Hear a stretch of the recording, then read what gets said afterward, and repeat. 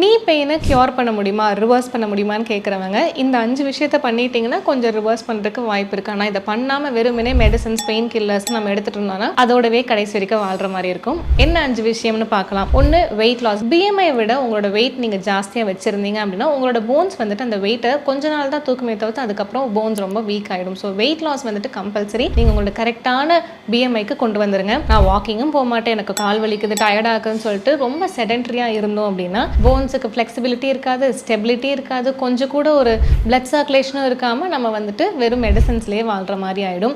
Good food கண்டிப்பாக calcium rich food, vitamin D rich foods like நல்லெண்ணெய், கீரை, முட்டை, பன்னீர், நட்ஸ், ஃபிஷ், இந்த மாதிரியான விஷயங்கள்லாம் உங்களோட டயட்டில் இன்க்ளூடே பண்ணாமல் எனக்கு முட்டு வலி சரியாகணும்னா முடியாது. அதே மாதிரி விட்டமின் டி மார்னிங் காலை வெயிலில் இல்லைனா ஈவினிங் வெயிலில் ஒரு ½ an hour of walking, mild walking is a must for you guys. And கடைசியாக தூங்கினா மட்டும்தான் அது ஒரு கம்ப்ளீட் க்யூருக்கு வரும்.